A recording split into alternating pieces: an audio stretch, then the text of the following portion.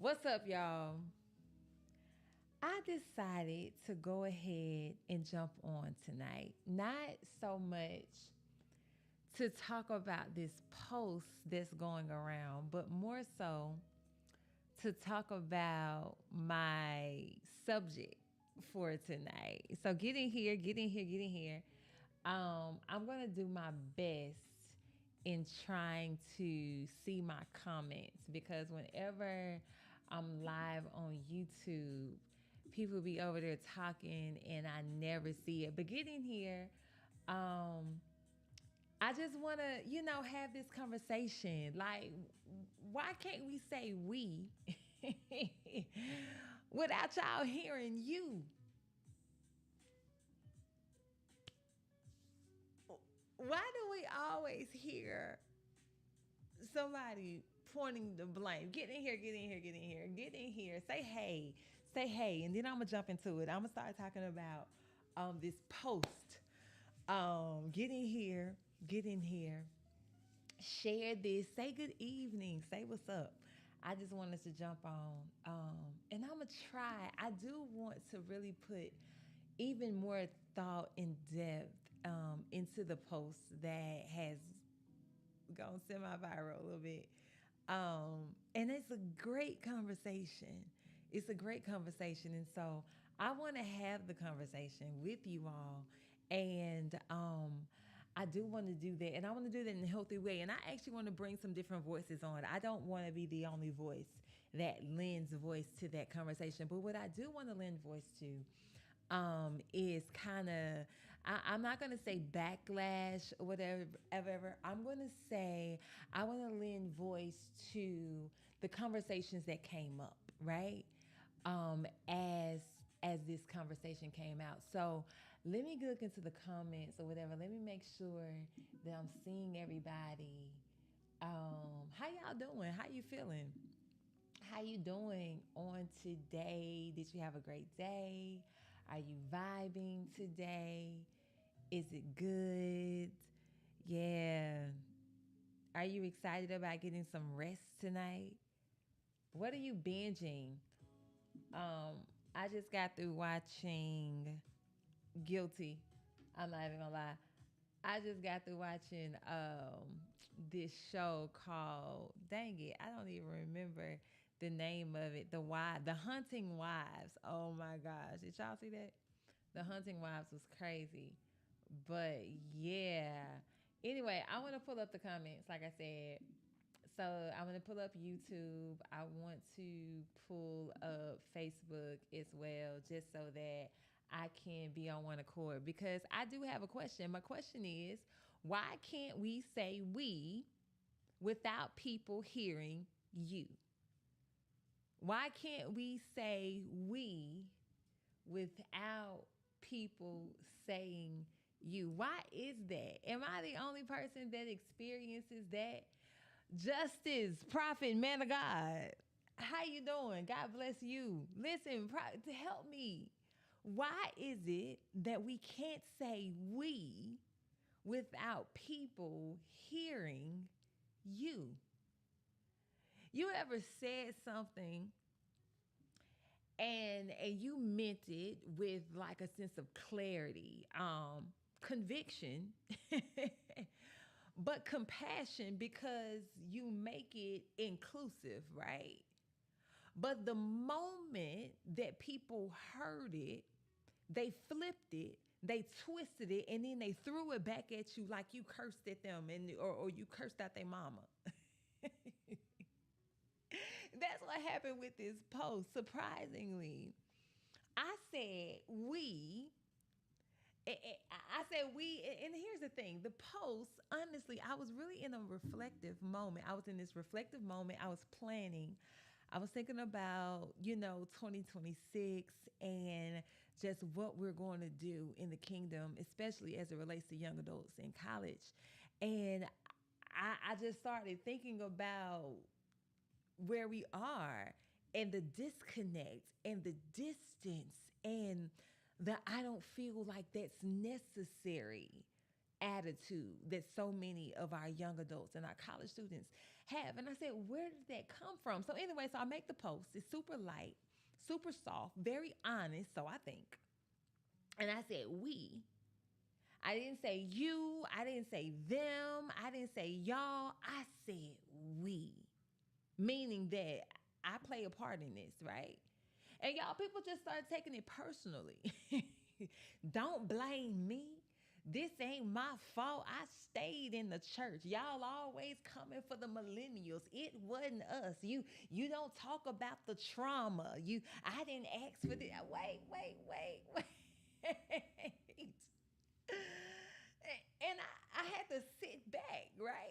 And I had to ask the question, at what point did the word we become a weapon? Sorry.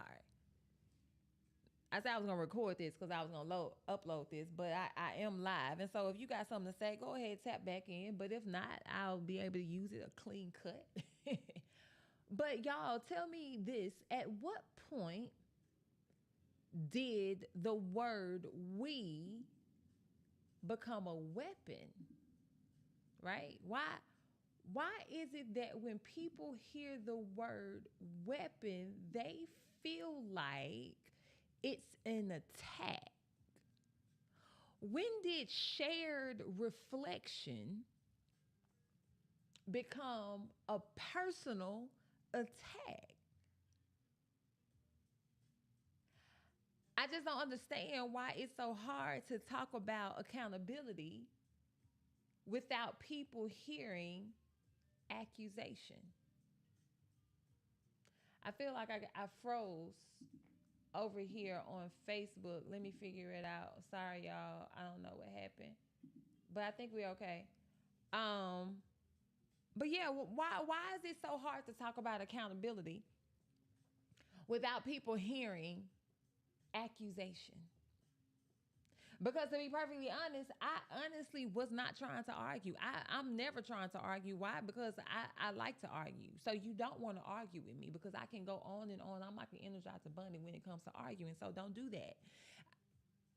I just posed a thought. And I appreciate the fact that it stirred up something because we have to have a real conversation if we want to see the church move. And I'm not just talking about brick and mortar. I'm not just talking about four walls. I'm not just talking about a building and programming. I'm talking about how we show up in the world. And in order for us to figure out how we're going to show the world, it does not mean that we have to guilt trip each other. No, it means that we have to start telling the truth about what is necessary. Bible Bowl is necessary. Vacation Bible School is necessary. The village is necessary. Actually talking about good morals, being good, upstanding citizens that actually go and vote and do our civic duty in the community. We have to get back to these conversations that we said we don't want to talk about, we don't want to hear.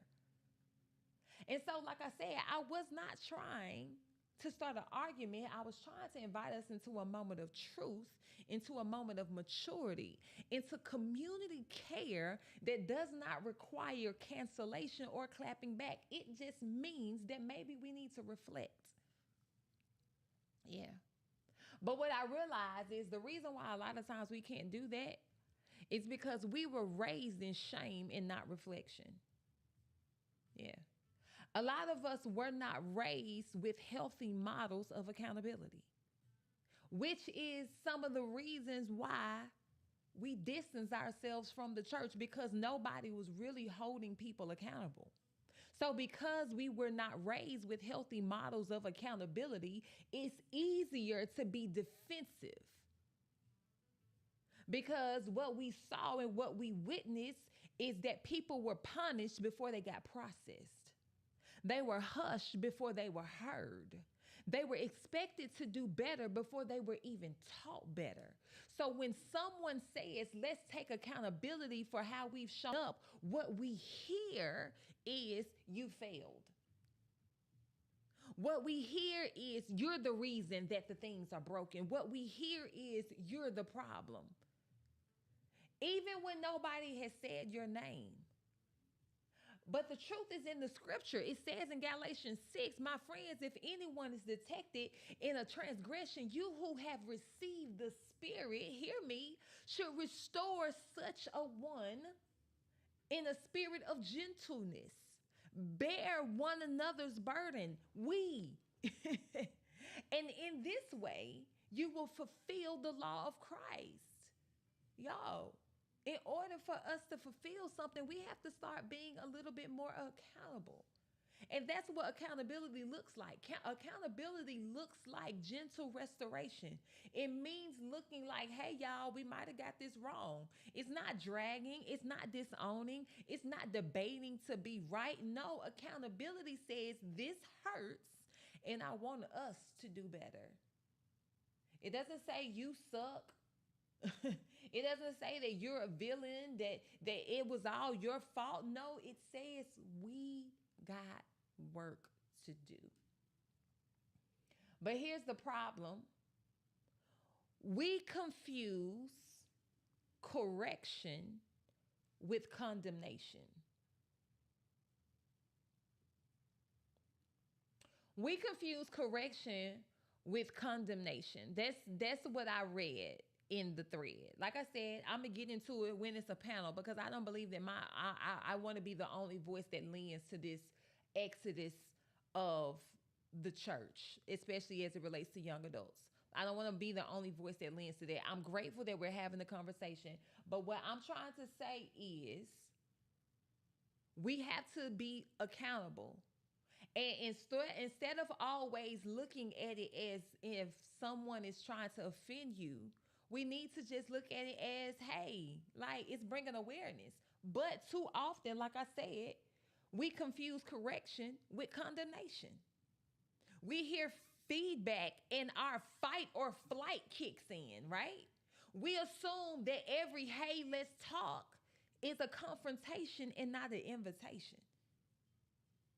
But it tells us in scripture that we must be quick to listen, slow to speak, slow to anger, for your anger does not produce God's righteousness. Y'all, how are we going to grow if we don't know? Many of us never saw that modeled.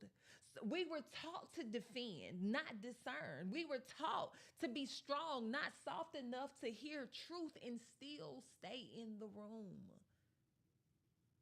You don't have to run, pick up your stuff and leave so quickly. Now, if it truly hurts you to a point where it damages your mental health, absolutely find yourself a safe space.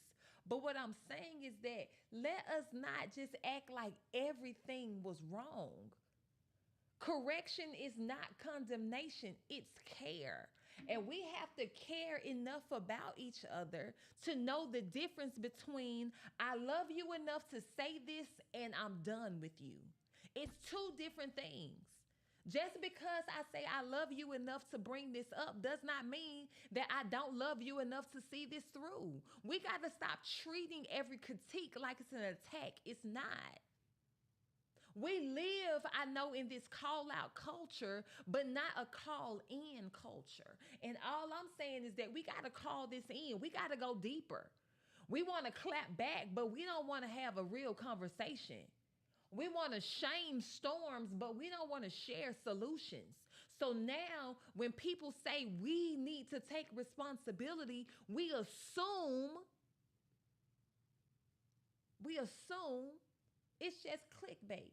They just trying to go viral. No.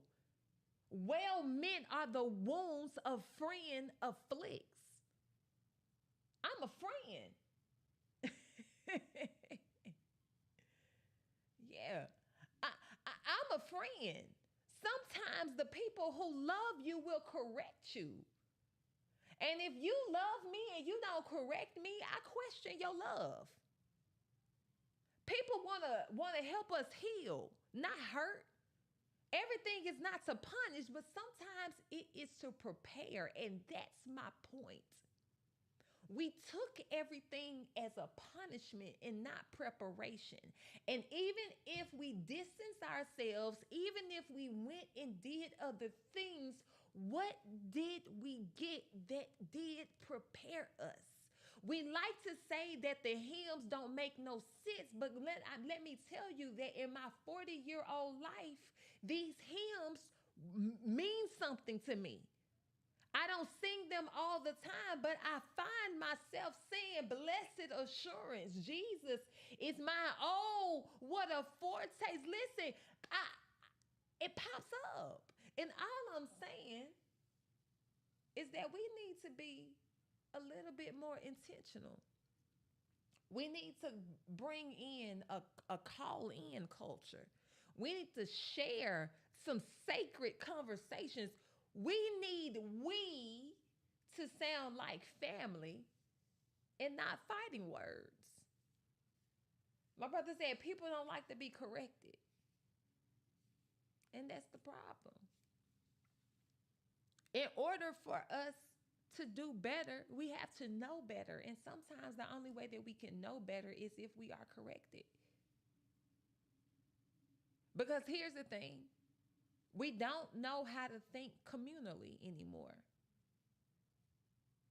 The reason why we don't like to be corrected is because we've become so individualized that even we sounds offensive. Even Nehemiah confessed his sins.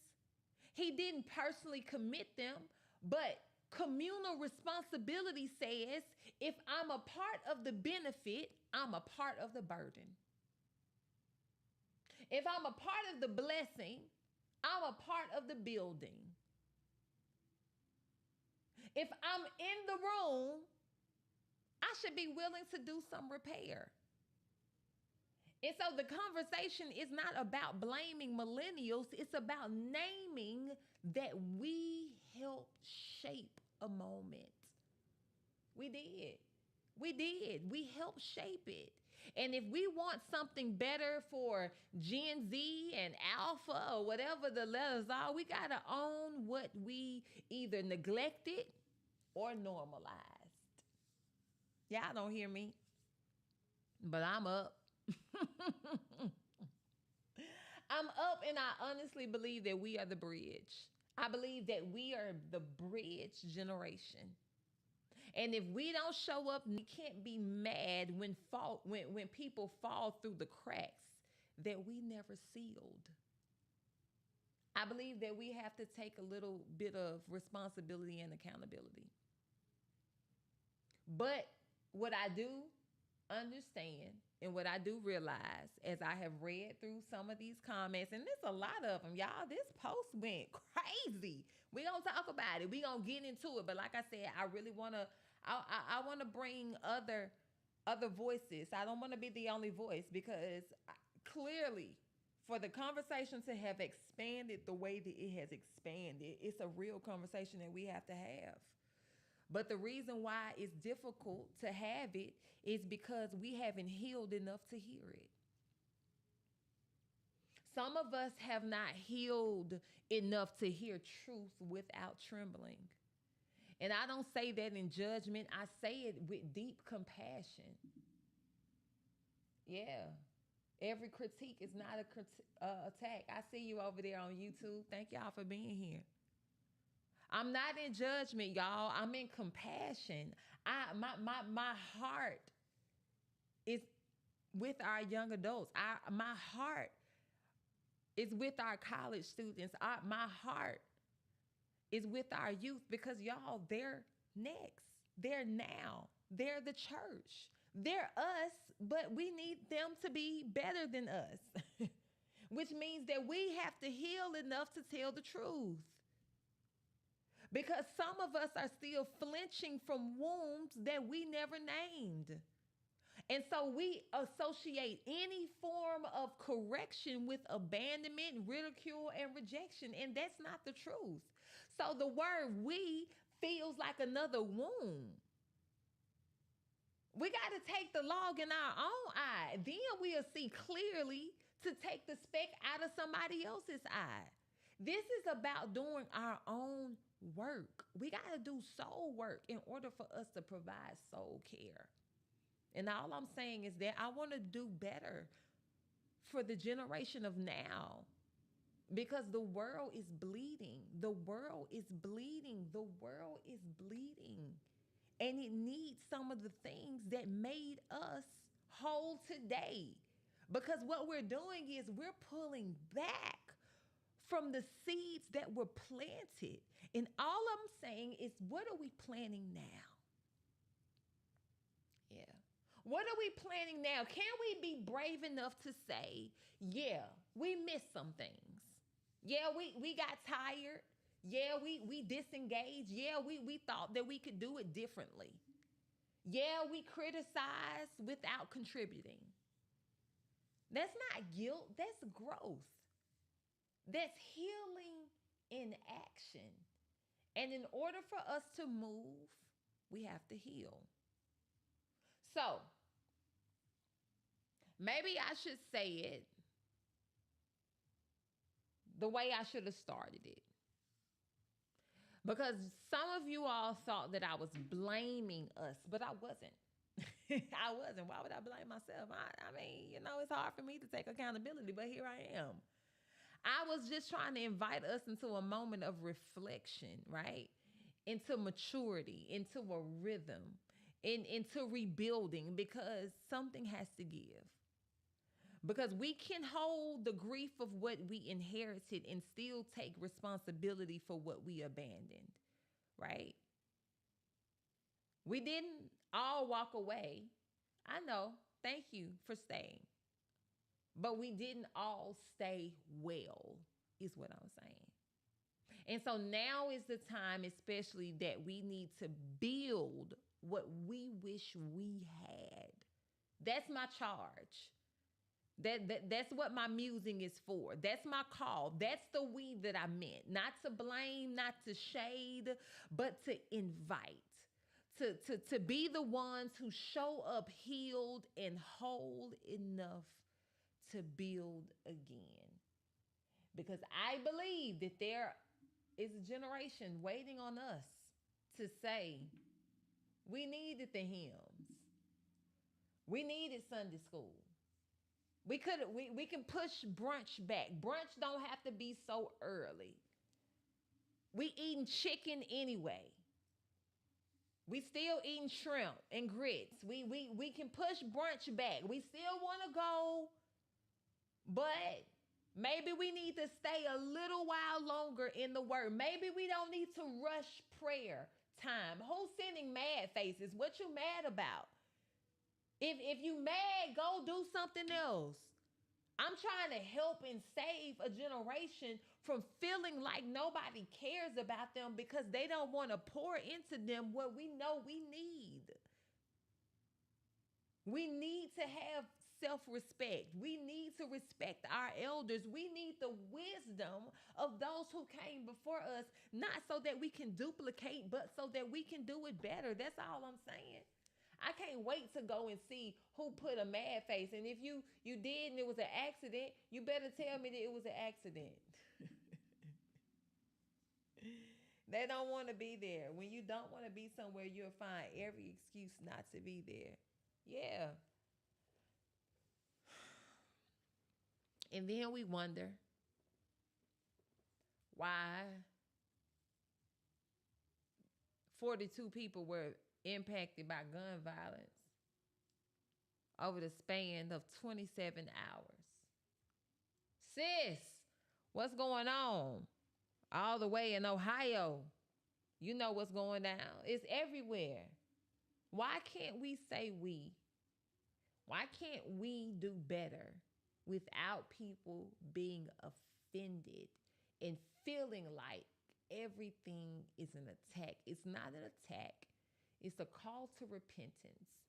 It's a call to doing something different. It's a call to saving the next generation and telling them that, you know what, Big Mama them was they wasn't off. You know what? You may not understand this hymn right now, but learn it anyway. Listen to it anyway. Because I promise 15, 20 years from now, you're going to be sitting somewhere in a corner with your back up against the wall. And all you're going to have is Jesus only is my heart song. Jesus only. I don't know if you know this song. I grew up Church of Christ Holiness USA. It's Blue Book #1. But it's gonna be something that's gonna get into your spirit. It's something that's gonna be into your soul. It's something that's going to encourage you. And so again, I was not being offensive. I was not playing blame game. I said we. So if we was just me and the 10 folks that said we sick of Bible study, we sick of vacation Bible school being 2 weeks, we sick of 3 services on Sunday. If it was just me, then let it just be me. But what I'm saying is that there are some things that shaped us that we need today. And I need us to sit in those moments, to sit and say, what does this generation need that I got, that I complained about, but that I wish? We quick to say, oh, I remember when. Back in my day, we did it like, well, bring some of that back. And see how the community shifts. Anyway, that's all I got. That's all I'm going to give. That's all I want to share. I pray that you're encouraged.